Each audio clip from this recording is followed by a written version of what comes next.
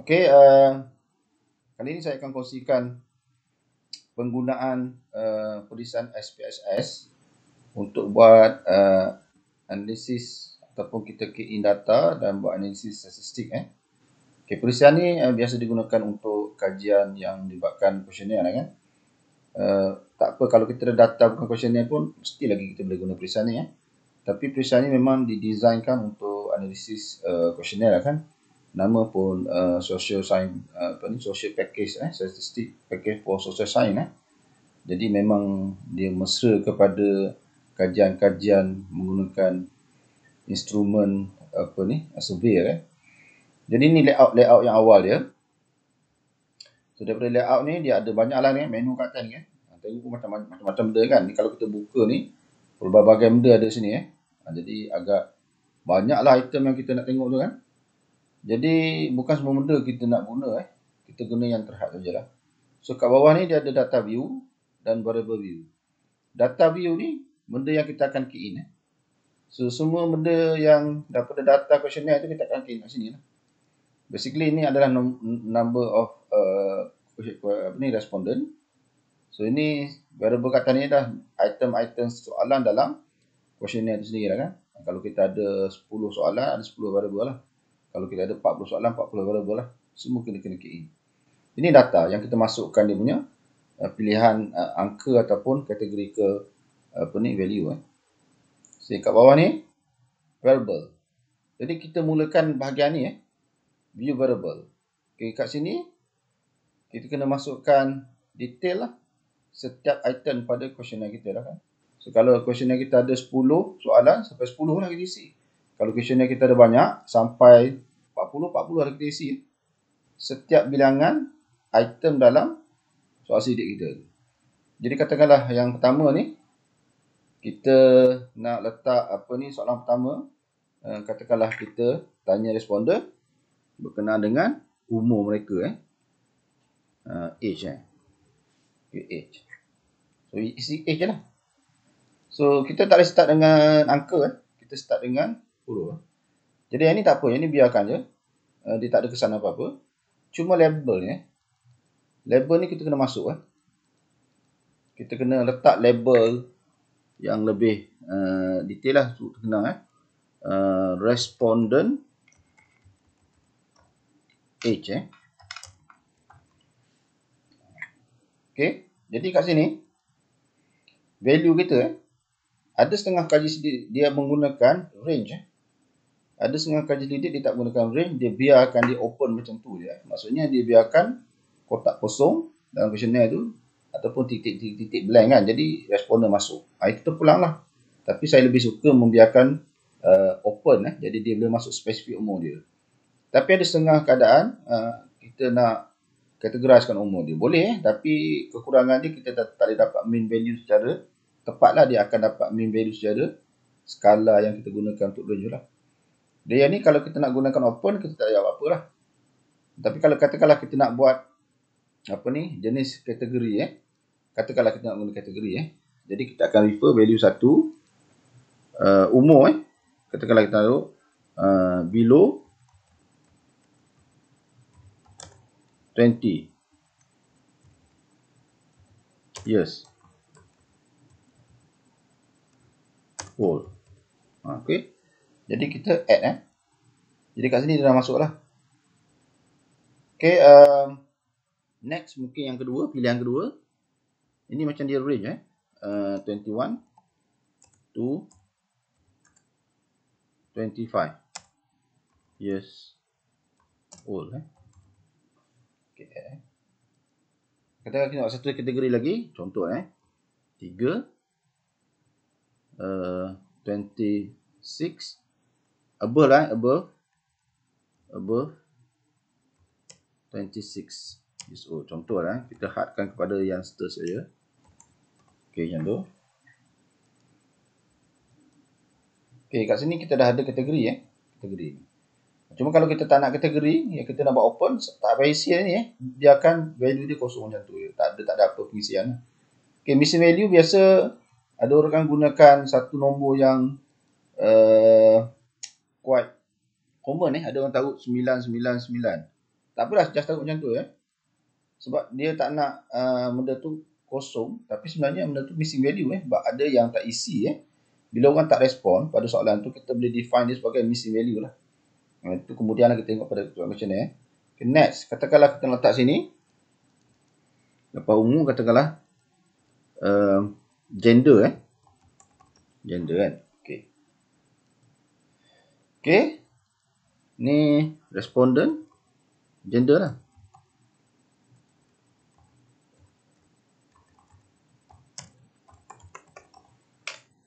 Okay, yang ini simple Kita boleh taruh apa ni, satu. Ini apa-apa boleh taruh satu ke dua tak pulang tapi kita mulakan basicnya satu. Man male male. Second female.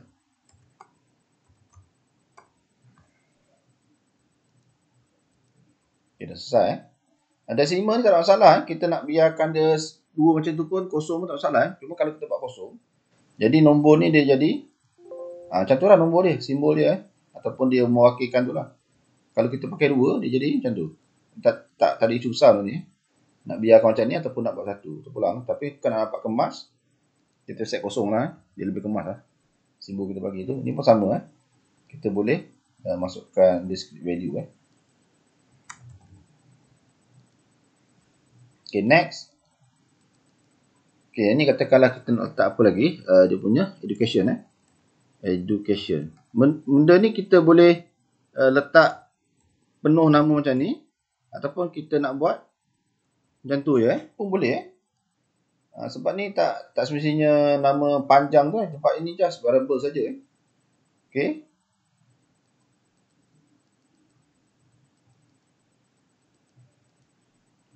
Kita kat sini education level. Okay. Ini kita buatlah salah satu primary school. Satu contoh Okay, dua secondary school.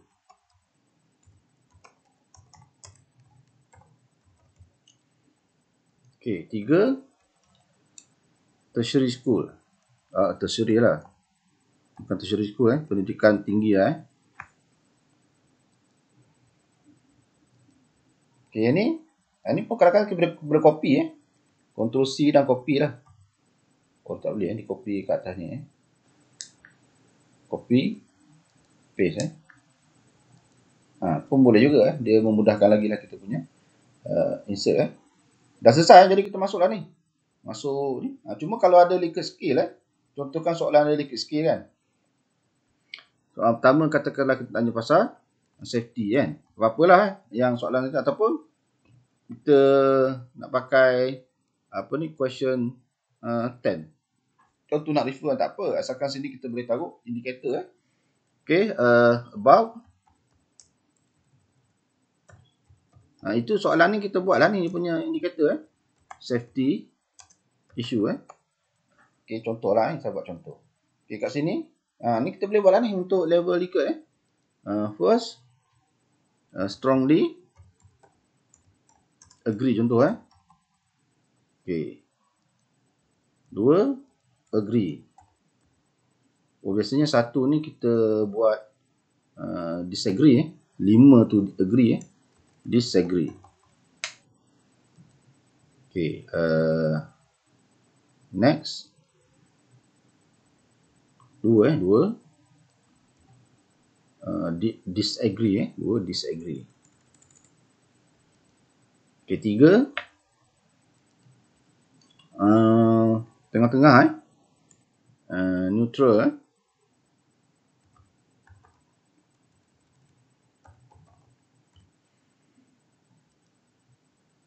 Okay.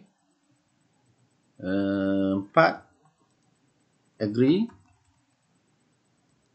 Lima strongly agree.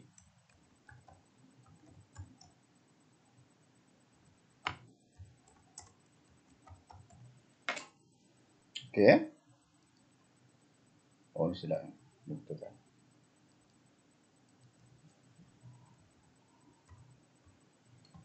Okay, Cheng.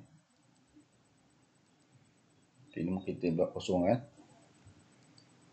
Tu juga apa. Kosong lebih, nampak lebih kemas kot. Lebih kemas Okay, ni tadi pun kita boleh paste benda yang kita dah copy dia kan. Okay, selesai Dia banyak kan nanti diisi kan. Jadi kita save lah. Jadi nanti benda ni kita akan refer kat sini. So kita ada variable yang kita masuk tadi. Dan nanti kita akan masuk data setiap responden kan. Nanti responden pertama apa dia feedback dia. Umur dia berapa semua kan. Cuma dalam ni kita dah buat setting umur tadi untuk categorical range. Jadi umur ni kita kena refer dekat dia punya ni lah. Angka kan. Jadi kalau kita nak letak angka, kategori 1. 1 lah. Okay, gender. Female and male. Jadi ingat kita punya tu kita dah 1. Education. Kita kelas 2 Kita kena refer kategori mana kita letak. Ni mungkin dia okey 4. Contoh ni tak cantik nombor dia. Kita boleh refer kat sini balik untuk jadikan dia kosong tu. Lagi kemas Contoh kan. Dan ini juga sebenarnya kalau kita nak key in direct macam ni pun boleh, ataupun kita nak select dia sebagai macam ni Jadi benda ni dia dah ada dia punya yang kita insert tadi kat depan tu lah. Kan? Contohnya sekarang ni kan. Kita dah ada kategori ni. Kalau kita buka yang ini daripada angka ke ada dia punya indikator lah kan. Jadi terpulang Tapi biasa saya nak cepat, saya buat angka lah. Buat angka just kita key in angka je kan. Tapi kalau nak double confirm, betul tak kita masuk yang tu, kita boleh check sini Itu cara kaedah untuk kita masukkan data-data daripada questionnaire kita Okey, setakat ni boleh follow? Tak ada masalah? Boleh Ada soalan? Boleh, mudah Okey, now kita dah ada kita punya data yang kita key in dalam questionnaire ni. Okay, katakanlah kita dah ada data penuh. Saya dah buka sampel ni Data penuh Ini banyak soalan ni kalau kita buka ni. 30 soalan termasuk soalan-soalan yang menggunakan open dan juga soalan yang melibatkan dia punya skala tu lah. Okay So now kita pergi ke analisis Apa yang kita analisis? Katalah kita nak analisis dia punya descriptive statistik kan. So kita nak ambil dia punya frekuensi yang basic-basic tu lah kan. Saya dah buat sikit tadi demo baru saya buang balik.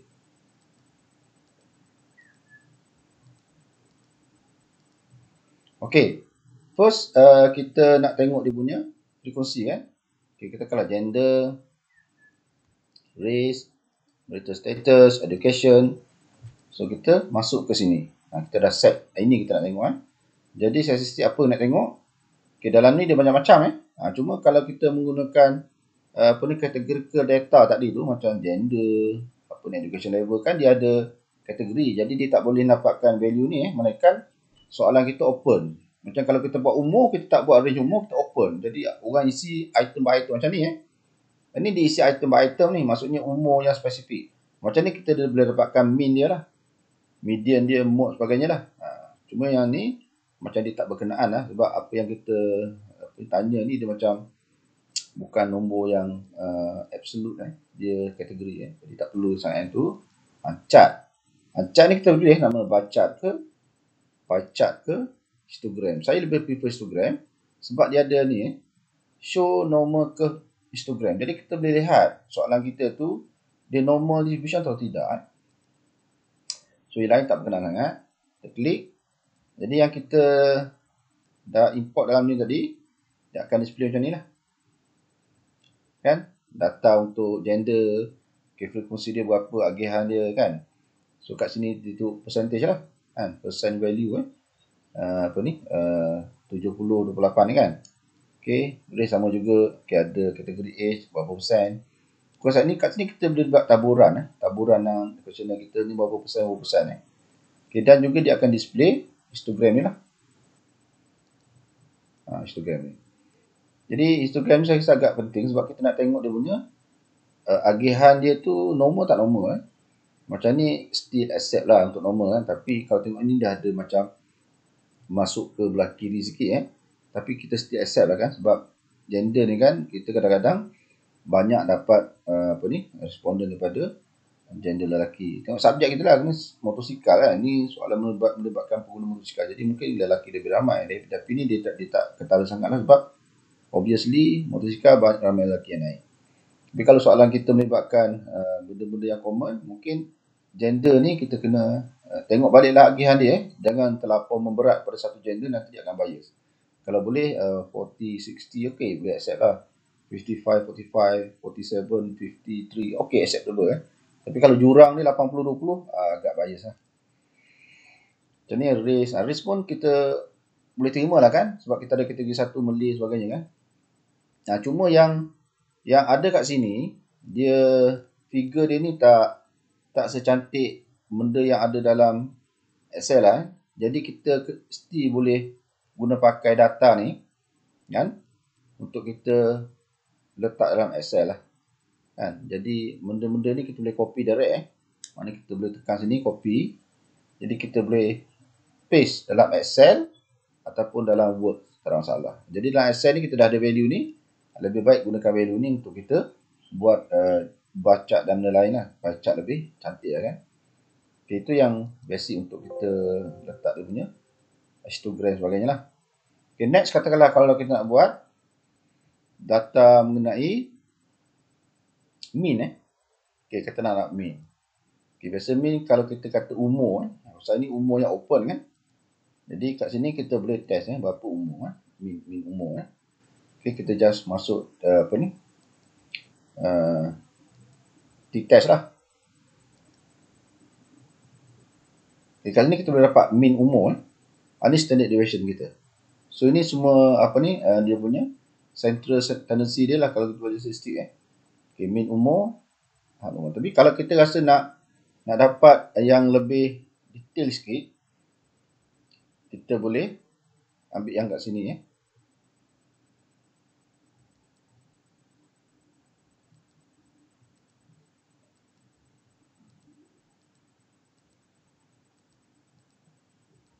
Okay, sini kan. Ni pasal ni detail sikit.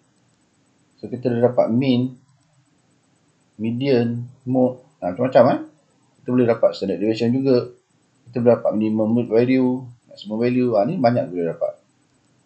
Okay, kita tak ambil chart sebagainya. Okay, ni dia bagi detail sebab kita tak kategori kan. Tapi ni kita dapat.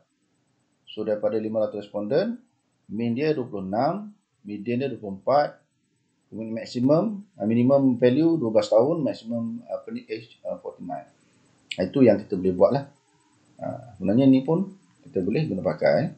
Okay, katakanlah kita nak buat correlation ni tadi mean kan. So kita boleh buat mean biasa ataupun t-test sebagainya. Adalah dia punya variable tentukan.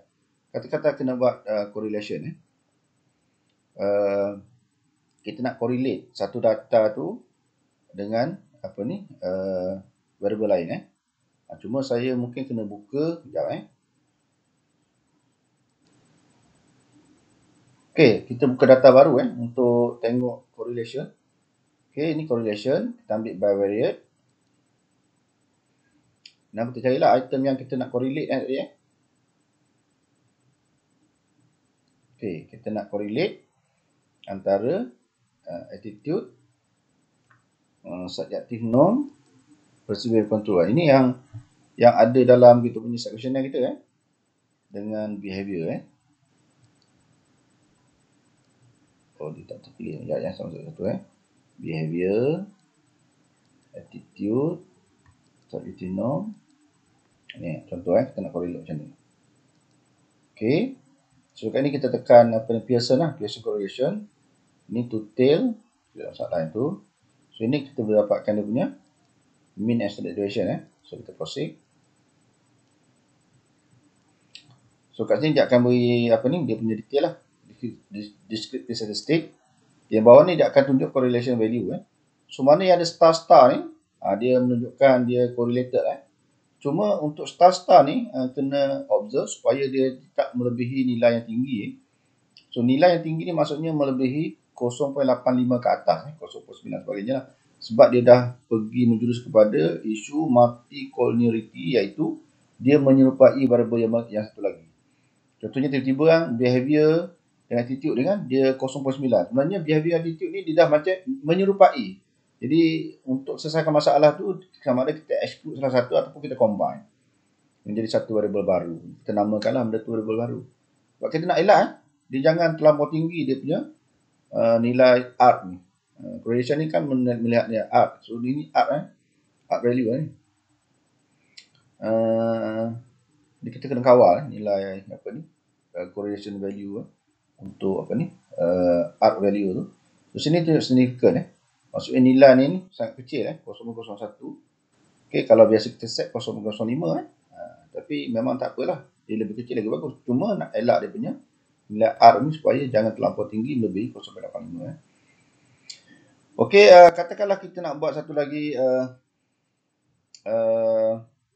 reliability analysis untuk alpha kambak alpha rombat yang kita nak kawal dia supaya dapat value 0.7 ke atas Okay, kita pergi reliability analysis. Okay, kita cari item-item yang kita dah buat value untuk alpha combat tu lah. Bukan? Maksudnya item yang kita buat untuk study kita menggunakan apa ni? Likert scale tu lah untuk item-item dalam kita punya teori macam teori plan behavior, teori acceptor model dan sebagainya lah. Sebenarnya saya ada apa ni? Yang behavior, intention, kita ada attitude, persuasion control So kat sini mungkin kita boleh dapat juga dia punya apa ni item delete skill.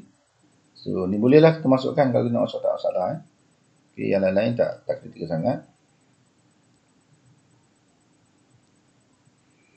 Okey. So ni kita boleh apa combat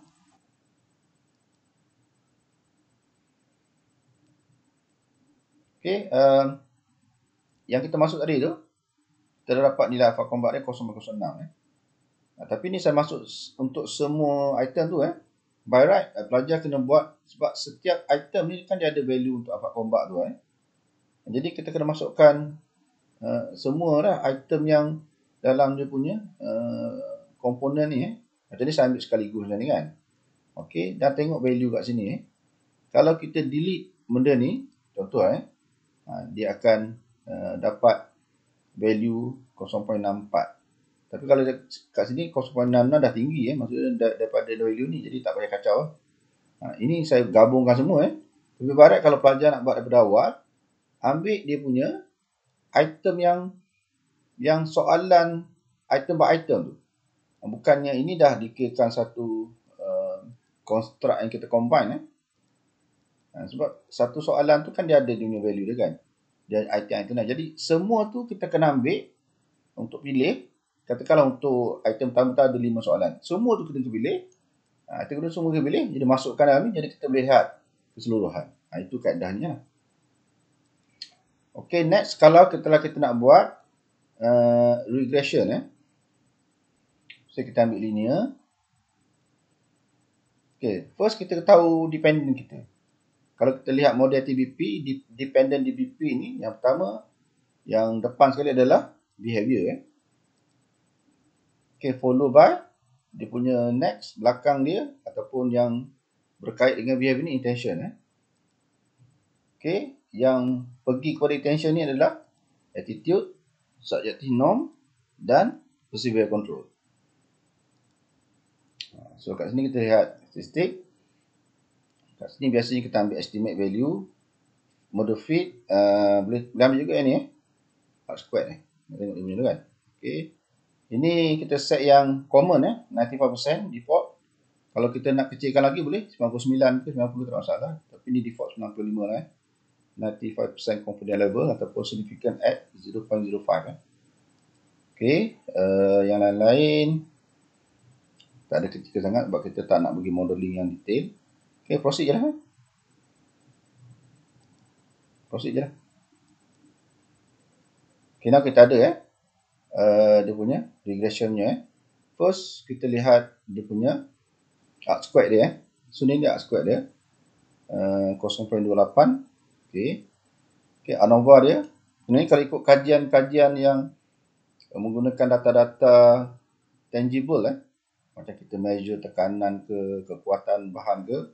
So, arc square ni dia pun kena tinggi. Mungkin 0.8, 0.9. Baru model tu kuat. Tapi untuk kajian-kajian yang social science, kajian market survey, dia tak mestinya dapat 0.8, 0.7 macam tu. Even kita dapat kecil macam ni pun masih boleh diterima dengan kita cari dapatkan dia punya sokongan dan hujah, di mana kita hanya melihat berkaitan variable tu memberi kesan kepada apa yang kita ukur dari segi relationship tu. Jadi kecil macam ni masih diterima lah untuk kajian social science, tak masalah. Kemudian kita lihat dia punya ANOVA. So pastikan ini signifikan sebab semua dependent variable ni atau predictor ni dia menyumbang kepada kita punya dependent variable ni lah. Jadi dia signifikan lah. Maknanya model ni menyumbang kepada data-data yang kita gunakan ni menyumbang kepada dependent variable. Jadi kalau tengok detail coefficient dia, so kita ada constant. So ni beta value untuk kita punya function regression punya formula tu lah. Y sama dengan B0, B0 ni kan, plus B1 X1 plus B2 ni lah. B1 X1 ni lah. Okay, ni mewakili dia punya B0. Okay, ni dia mewakili B1 X1 X2 X3 tu lah. So dia punya B dia, B1 X2 tu. So ni X1 X2 X3 kita lah. Jadi kita lihat kat sini T statistik. Okay, untuk constant dia tak signifikan, so ini boleh exclude lah kan, tak signifikan. Okay, however untuk intention signifikan, untuk attitude tak signifikan, dan lain tak signifikan. So ada benda yang tidak menyumbang secara ketara. Ini kita kena bahas detail lah dalam report nanti, dalam analisis dan discussion lah. Jadi tak ada masalah kalau macam ni kita dapat result, sebab kajian ni kajian terhadap subjek apa kan. Memanglah kita nak semua signifikan, tapi kita tak boleh paksa. Kita kena explain kenapa ni tak signifikan. Tengok kajian-kajian lepas macam mana. Itu keadaan dia. Ada setengah kajian dia dapat semua signifikan, pun tak ada masalah, tapi mesti kena bahas, kena buat discussion. Itu kena baca banyak lagi lah dia punya paper-paper dan jenis berkaitan. Tapi setakat ni ini yang hasil kita dapat. Mungkin kalau kita nak tambah baik lagi result ni, salah satu cara kita tambah lagi data-data kita lah, untuk lebih dapat data yang banyak. Macam kajian ni menggunakan lebih kurang 291 data. Mungkin kita boleh tambah lagi, ataupun kita kena lihat balik questionnaire kita tu. Soalan-soalan kita tu perlu tak kita tambah baik semula. Kalau nak buat macam tu, kena pergi proses daripada awal. Cuma ni saya nak tunjuk dia punya penggunaan dia dan apa yang kita boleh buat dengan data-data ni untuk analisis tertentu lah. Okey, saya sudah cover untuk descriptive, correlation dan regression. Ada juga yang menggunakan data untuk pergi analisis seperti chi-square. Untuk chi-square, kita boleh pergi descriptive dan cross-step. Cross-step macam ni. Okey. Biasanya kalau kita buat chi-square ni, dia ada dua variable yang kita tengok untuk dependent dan dependent, ataupun dua perkara yang kita nak kaitkan lah. Okay, kita nak kaitkan kat sini contohnya gender dengan accident. Accident, nanti cari accident. Okey, gender dengan car accident. Car accident tak? Car accident. Okay. Siapa yang lebih more likely involved in accident? Gender, kita bahas gender. Kita kat sini kita nak chi-square. Okay, yang lain tak ada apa sangat. Okay, cell format. Okay, kat sini mungkin kita boleh ambil total, ataupun kita nak column row pun boleh. Tak apa, kita ambil total dulu, tengok macam mana. Ini format tak ada apa. Kita proceed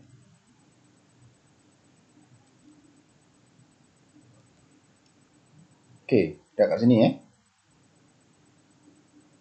Okey. Gender dengan car accident, male and female. Okey, dalam apa ni chi-square ni, kita melihat value kat sini Kalau value dia bawah 0.05, so dia signifikan tapi dalam kes ni dia agak tidak signifikan.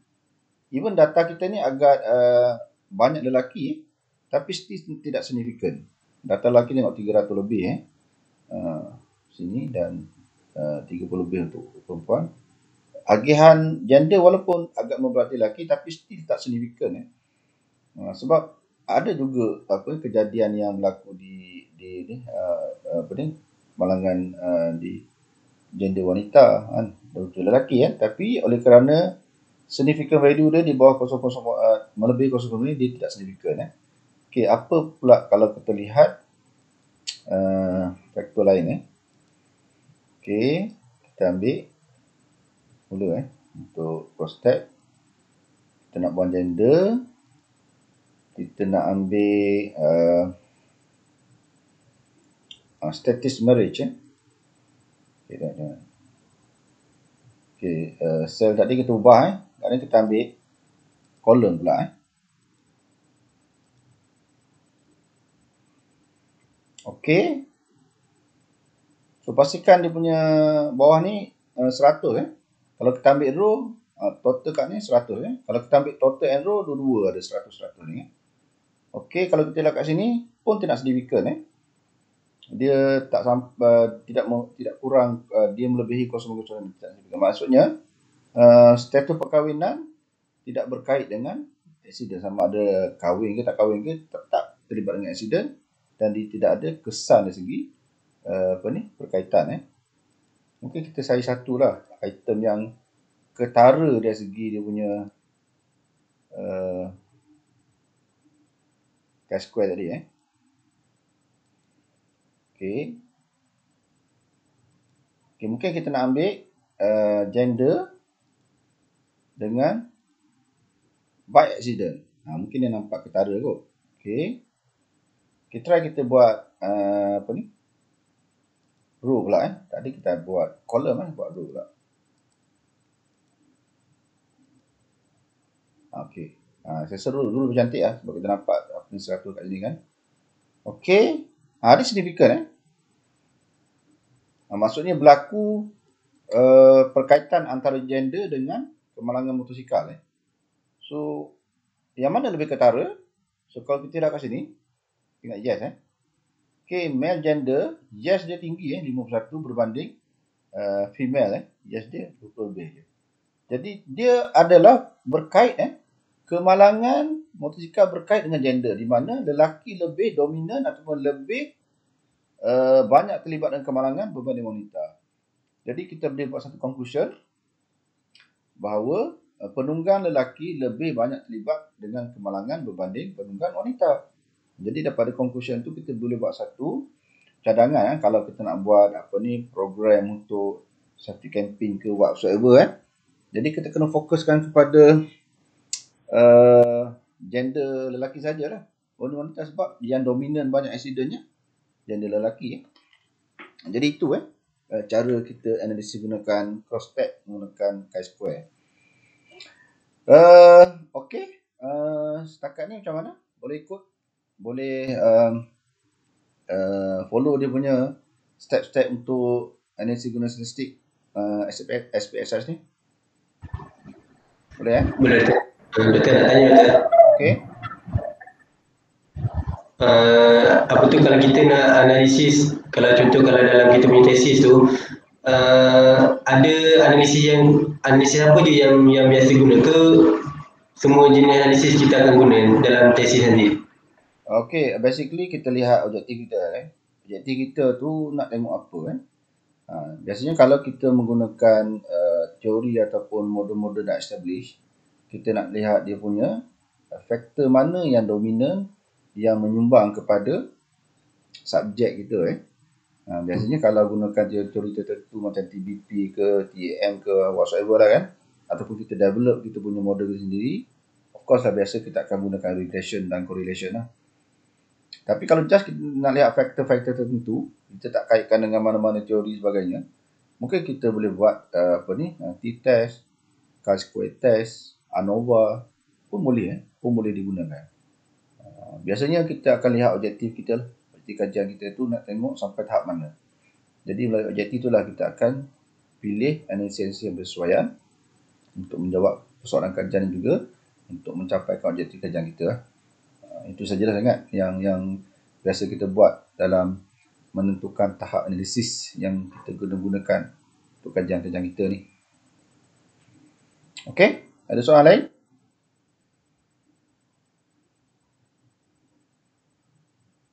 Okey, saya nak berhenti sharing view ni.